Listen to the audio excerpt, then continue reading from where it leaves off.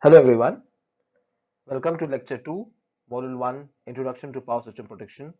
Myself, Professor Rajendra Ghiwari from Department of EEE, Angli Institute of Technology and Management. Topics covered in previous lecture, need of protection. So, in order to protect the system against a short circuit due to overvoltage and overcurrent, due to protect the system against the abnormal condition, such as the overspeed of generator and the motor, under frequency, overheating of the stator rotor of an alternator, or against the atmospheric effects such as lightning stroke, falling of tree branches on a conducting path. So even the heavy current associated with the short circuit would cause the damage to the equipment if suitable relays, protective relays and the circuit breakers are not provided for each of the section in the power system. So when you look at the nature of faults, the faults can be caused by the insulation failure or by the crack of the conductor path, which results in the damage of equipment. Or it can create a fault on insulator, fault on a transmission line caused by over voltage due to the lightning stroke, or by falling of the object on the overhead lines. Birds may also cause the faults on overhead lines if the bird body touches one of the face and the earth wire. And we have studied types of faults as well. So there are two broad classifications there, which are symmetrical and unsymmetrical.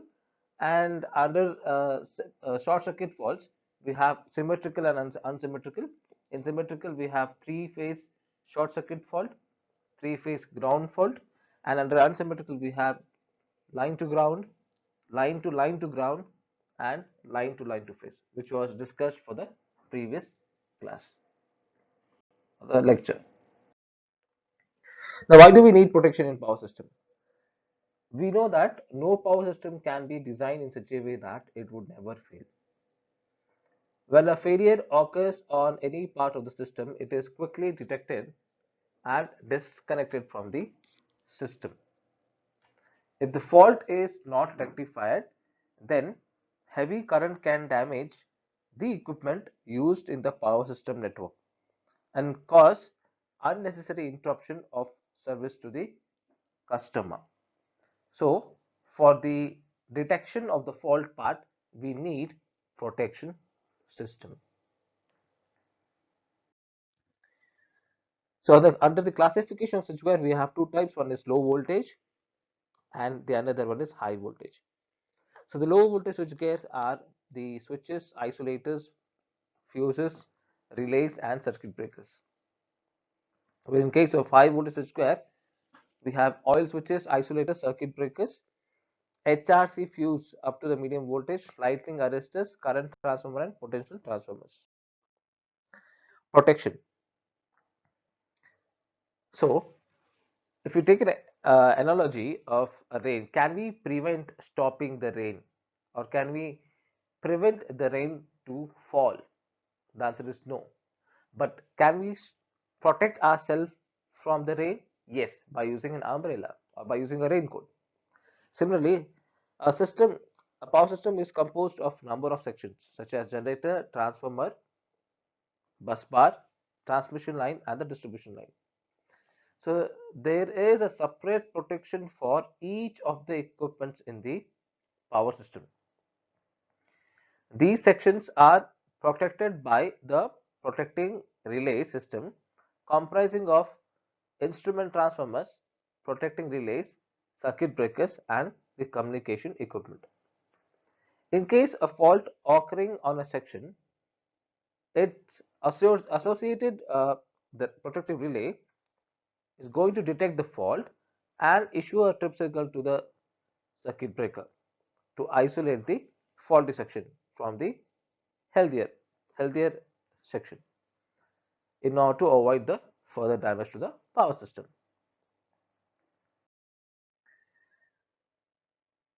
To provide isolation of faulty part quickly without disturbing the system, and to achieve this, entire power system is divided into several protective zones.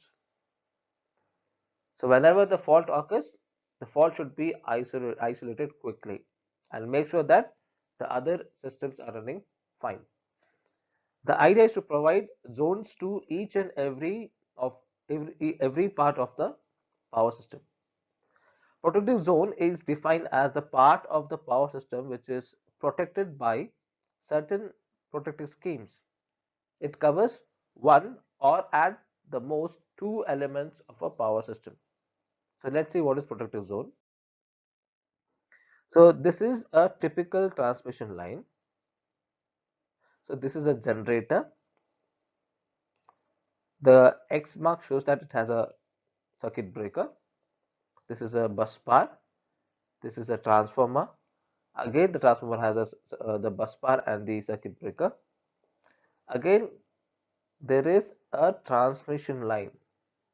So in the transmission line also we have a circuit breaker. Again, to that bus bar we have the circuit breaker. So the each element such as the generator, the transformer, the bus zone, the transmission line are protected by its own circuit breaker. So each of the elements are having its own protective zone. Now the red indicates a fault. If the fault takes within the zone, so this is the zone within the zone, then it's an internal fault, right? So any fault which is occurring within the zone will cause a tripping of relay and causes the opening of circuit breaker within that zone only, right? So if the fault are occurring within the zone itself, it might be here, it might take within the bus zone, it might take within the generator zone, or it can take within the transmission zone. Similarly, if the fault takes place inside within the zone of bus zone, then again the zone is going to trip the relay and cause the opening of circuit breaker, so that this part is going to be healthier or this part is going to be healthier depending upon the fault occurring. So as a fault is occurring over here, so it is going to protect this part, right? Now for external fault, relay will not operate. So for internal fault, the relay will operate. For the outside zone, so if the fault happens here between the generator zone and the bus zone, or between the transformer zone and the bus bar zone, so that is the outside external fault, you can say. So outside the zone, that is called as external fault. Within the zone, it is called as internal fault, as you can see here. And if the fault occurs outside the zone, the relay will not operate. So this point is called as a dead spot. So this line is not protected, right? So here the red one in the above figure indicates that the fault taking place in transformer and the bus bar zone. So the relay will operate and cause the opening of the circuit breaker. The blue indicates the fault takes place as shown in the figure, which is an external fault. Then neither in the transformer zone or the bus bar zone, the relay is going to operate. So this is the basic protective zone we have to provide to each and every element of the power system. But it also includes the overlapping of the zones also, so that we can avoid this dead spot, such as the the gap between the generator zone and the bus bar zone, this point, this point, this point. So these are the dead spots. Even though it is a fault, but as it is not coming under any zone, so no relay will operate and it will not be cleared by the protection systems, and this may damage the healthier part of the system. So the part which is unprotected is called a dead spot or a dead zone, as shown in the previous figure. Now, how do we avoid the dead zone over here? So as I said, each of the elements such as generator, the transformer, the bus bar, the transmission line are having its own protective zone. Now, the generator zone and the transformer zone are overlapped, and in between we have a bus zone also. Again, the transformer and the transmission line are overlapped. So here, the circuit breaker of the generator and the circuit breaker of the bus bar is overlapped. Okay. So what happens if the fault takes place within the generator itself? The generator is going to the circuit breaker is going to trip. If the fault takes place over here between after this circuit breaker, then both of these two circuit breaker are going to get tripped. So adjacent zones are overlapped. Adjacent zones are overlapped so that there is no chance of existence of dead spot in the system. Meaning, no part of the system will be left unprotected due to overlapping. But at the same time, it must be realized that if the fault takes place in the overlap portion, then more circuit breaker gets stripped than the minimum necessary to disconnect the fault. So in overlapping portion, if the fault takes, so whatever which however the circuit breaker is going to trip, but it depends upon the number of circuit breaker connected around the fault.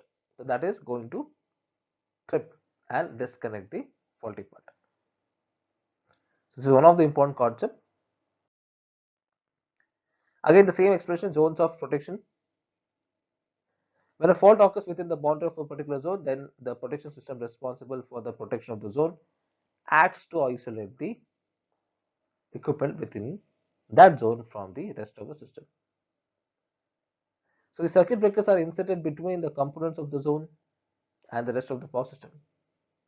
Thus, the location of circuit breaker helps to define the boundaries of the zones of protection.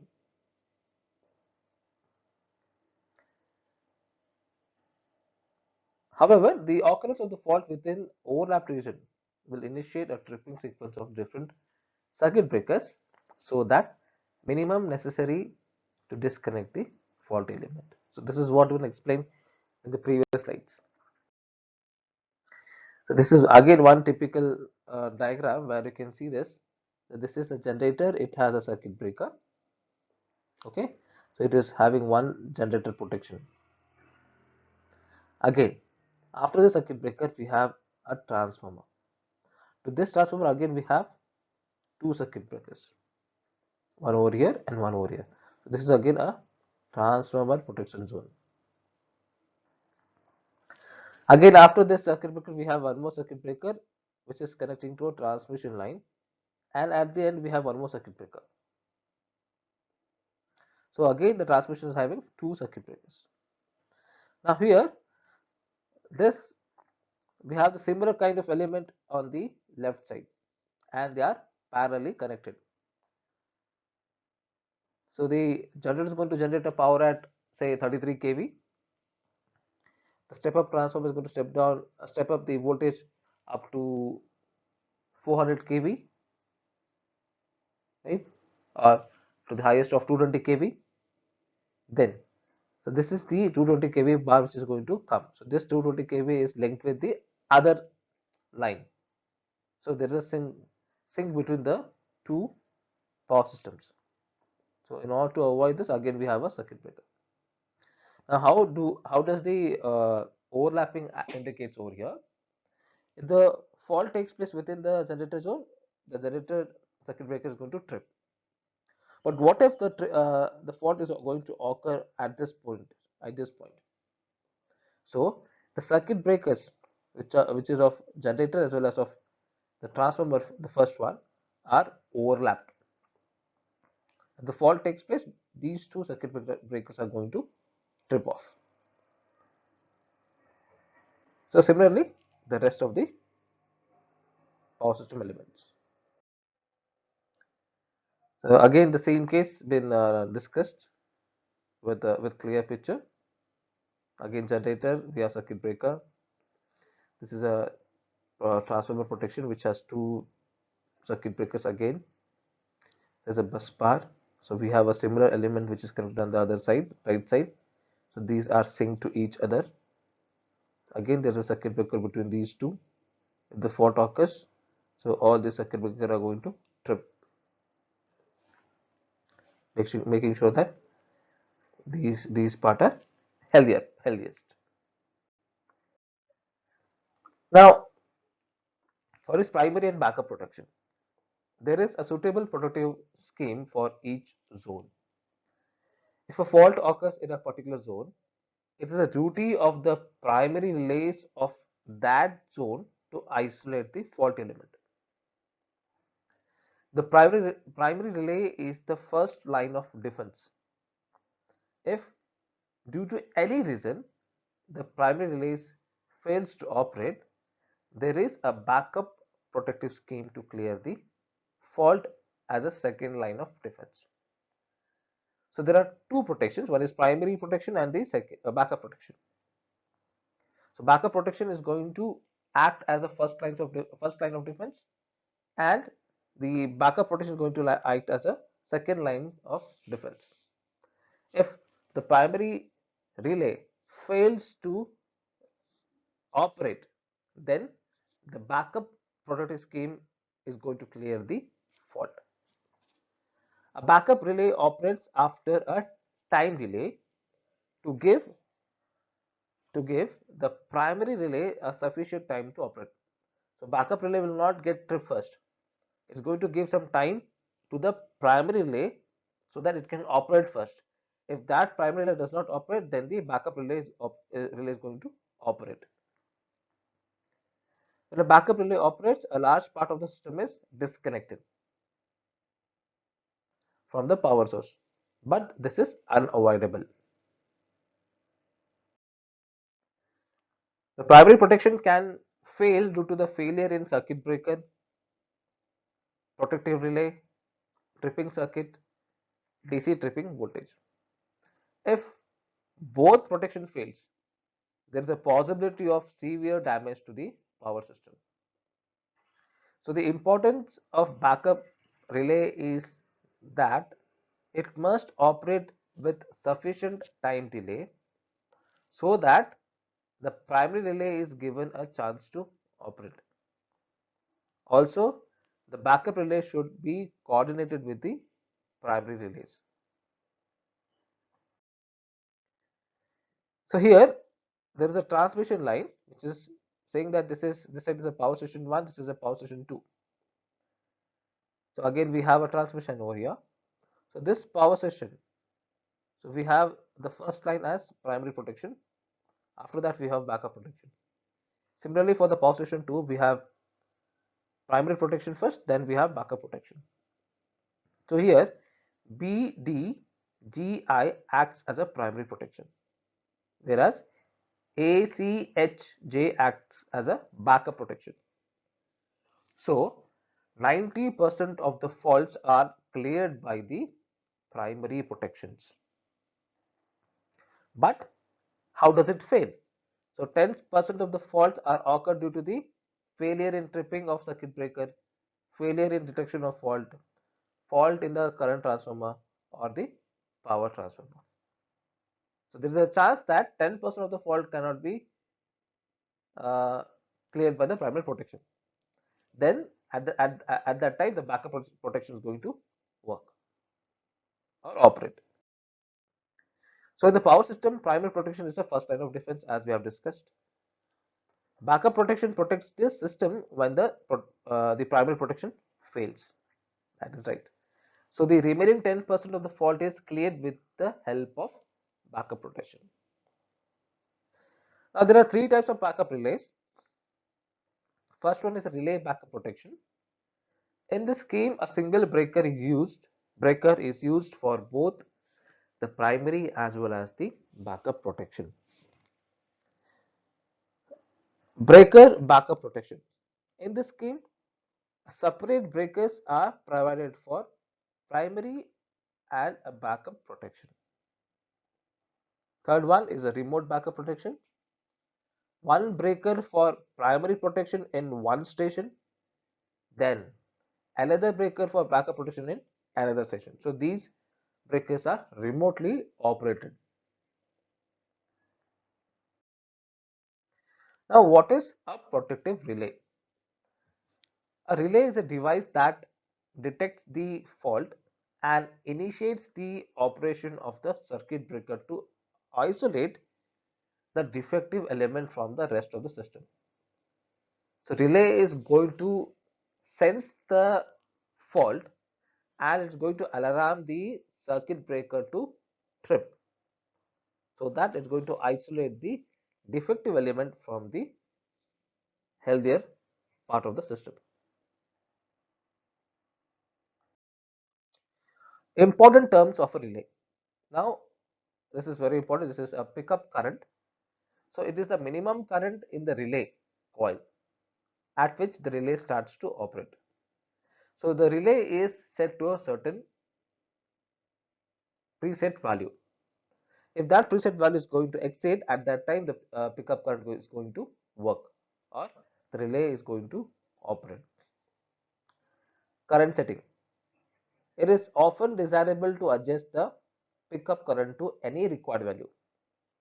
So this is known as current setting and usually achieved by the use of tappings on the relay operating coil.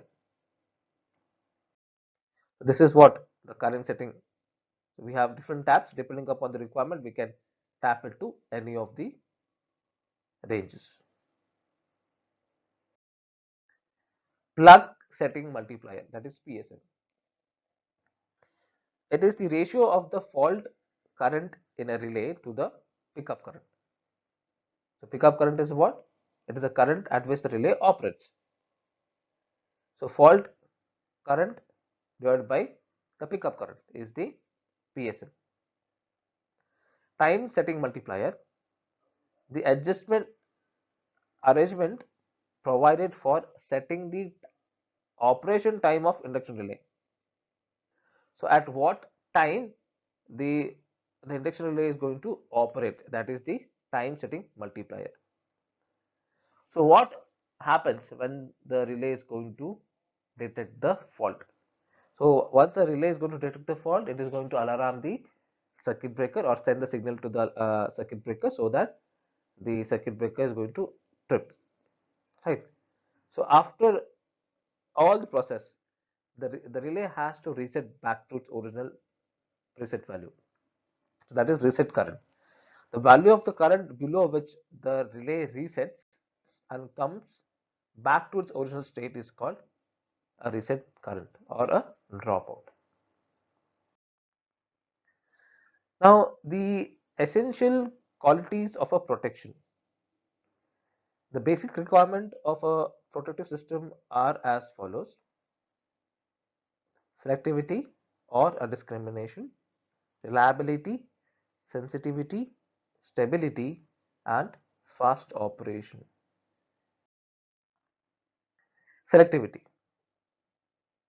It is the quality of relay by which it is going to discriminate a fault in the protected section and the normal condition.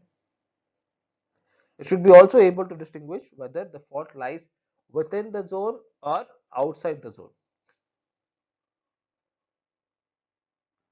Sometimes this quality of relay is also called as discrimination. Hence, the protective system should select the faulty part and disconnect only the faulty part without disturbing the healthy part of the system. Reliability. A protective system must operate reliably when a fault occurs in its zone. The failure of protective system may be due to the failure of any one or more elements of the protective systems. Its important elements are the protective relay, circuit breaker, the voltage transformer which is called as VT, CT is a current transformer, the wiring, the battery, etc. So to achieve a greater degree of reliability, Higher, greater attention should be given to the design part, the installation part, and the maintenance, and as well as the testing of various elements of the protective system. Third one is sensitivity. A relay should operate when the magnitude of the current exceeds its preset value, that is pickup current, which we have discussed. So this is a current at which the relay is going to operate. The relay should not operate when the current is below its pickup value. A relay should sufficiently sensitive to operate when the operating current just exceeds the pickup value. The relay is going to operate only when the current exceeds a certain preset value, that is called as pickup current. So the relay is not going to operate below a preset value. Right. Stability. A protective system should remain stable even when a large current is flowing through its protective zone due to an external fault which does not lie in its zone. The concerned circuit breaker is supposed to clear the fault, that is right. But what happens is that it will not wait indefinitely if the protective scheme of the zone is in which the fault has occurred fails to operate. After preset delay, the relay will operate to trip the circuit breaker. So here stability in the sense the relay should be more stable, because whenever there is a large current flowing in the protective zone due to the external fault, the relay should be so stable that it can sense the fault and send the alarm to the circuit breaker to operate at a certain time, preset value of the relay. Fast operation. A protective system should be fast enough to isolate the faulty element of the system as quickly as possible to minimize the damage in the equipment and to maintain the stability.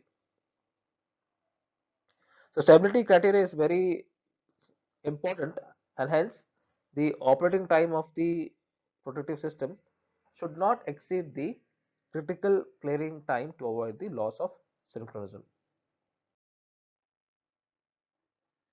Next is the performance of protective relays. When a fault occurs in a particular zone of the power system, the primary relay of that zone is expected to operate and initiate the isolation. That's right. The performance of the protective relay is documented by those relays that provide direct or specific evidence of operation. Relay performance is generally classified by correct operation and incorrect operation. Correct operation. The correct operation of the relay can be either wanted or unwanted, and the correct operation gives indication about the correct operation of at least one of the primary relays, operation of none of the backup relays to trip for the fault, and the proper isolation of the trouble area in the expected time. So what do you mean by correct operation and incorrect operation? Correct operation is what it indicates that the relays has to protect the system. At least one primary relay has to operate. None of the backup relays has to trip. Then it has to provide a proper isolation to the fault area. Incorrect operation. Second one, a failure, a malfunction, or an unplanned or unanticipated operation of the protective system results in incorrect operation of the relay. There can be a failure or there can be a malfunction of the relay, which is going to result in incorrect operation of the relay. The reason for incorrect operation can be any one or a combination of incorrect setting, misapplication of relays, personal errors, or equipment malfunction. Classification of protective relays. Protective relays can be classified on the basis of technology used for their construction, speed of operation, generation of development, and functions.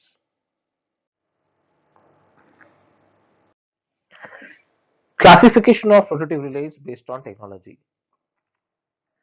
The relays can be broadly classified into following three categories depending upon the technology they use for the construction and operation. First one is the electromechanical relay. Second is static relay. Third one is numerical relays.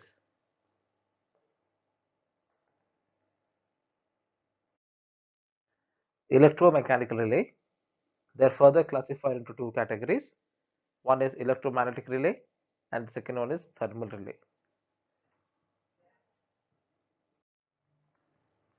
The electromagnetic relay works on the principle of either electromagnetic attraction or electromagnetic induction.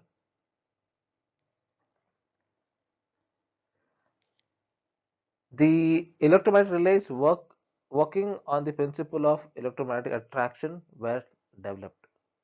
These relays were called as attracted armature type of electromagnetic relays. This type of relay operates through an armature which is attracted to an electromagnet or through a plunger drawn into a solenoid. Plunger type of electromagnetic relays are used for instantaneous units for detecting the overcurrent or the overvoltage condition. Attracted armature type relays were called as electromagnetic relays. So in electromechanical relay, we have two types: electromagnetic and thermal. So basically, the electromagnetic relay is going to work on the electromagnetic attraction as well as electromagnetic conduction. So we have brief description of this uh, armature attracted electromagnetic relay in the next module, but it all depends upon the principle of EMI, electromagnetic induction. Right. The thermal relay utilizes the electrothermal effect of the actuating current of their operation. Now, the attracted armature type electromagnetic relays are simplest type, which responds to AC as well as DC. Initially, the attracted armature type relay were called as electromagnetic relay. Later on, induction type electromagnetic relays were developed. So the relay contains an electromagnet and a moving part. So when the actuating quantity exceeds, so what do you mean by actuating quantity inside? That is, it is nothing but the preset value of the current. If the current exceeds a certain predetermined value, so the torque is developed which is applied on the moving part. Now this moving part has to travel and finally close the contacts to energize the trip coil of the circuit breaker. Since both the attracted armature and the induction type electromagnetic relays operate by mechanical force generated on moving parts due to the electromagnetic forces created by the input quantities. So these relays are called as electromechanical relays. Static relays. These relay contains electronic circuitry which may include transistors, ICs, diodes and other electronic components. So the relay will have a comparator circuit which compares two or more current or voltage and gives the output which is applied to either a slave relay or a thyristor circuit. The slave relay is an electromagnetic relay which finally closes the contacts. A relay using thyristor circuit is called as static relay. Static relays possesses the advantage of having low burden on the current transformer, the voltage transformer, fast operation, absence of mechanical inertia, and contact trouble, long life and less maintenance. They are more superior to electromechanical relays and they are being used for protection of important lines, power station and substations. Static relays are considered to be addition to the family of relays. Yet they are not completely replaced. Electromechanical relays continue to be used in because of their simplicity and low cost, and they have less maintenance and requires a less qualified person, whereas the static relay requires a personnel trained in solid state devices. Numerical relay. The numerical relay are the latest development in this era. The relays The relays acquires the sequential samples of the AC quantities in a digital form through the data acquisition system and process the data numerically within using an algorithm to calculate the fault discrimination and make the trip precision. So they are based on numerical devices such as microprocessor, microcontroller, digital signal processing. At present, the microprocessor, microcontroller based numerical relays are widely used. So these relays use different relaying algorithm to process the acquired information. The main feature of the numerical relays are their economy, compactness, compactness, flexibility, reliability, self-monitoring, and self-checking capability, multiple function. It has low burden on the instrument transformers and improved performance over the conventional relays of electromechanical and static relay. Classification of protective relays based on the speed operation. So we have instantaneous relay, time delay, high speed, ultra high speed. So relays which are based on speed of operation. Instantaneous. No intentional time delay is introduced to slow down their response. These relay operates as soon as a secure decision is made. Time delay. Intentional time delay is introduced between the relay decision time and the initiation of the trip action. High speed. The relay operates less than a specified time. The specified time in present practice is 60 milliseconds. That is 3 cycles on a 50 Hz system. Ultra high speed. Though this term is not included in the relay standard, but these relays are commonly considered to operate within 5 milliseconds. So how, depending upon the speed of operation of relay, this is classified as instantaneous, time delay, high speed, and ultra high speed. Thank you. We'll continue the session in the next lecture.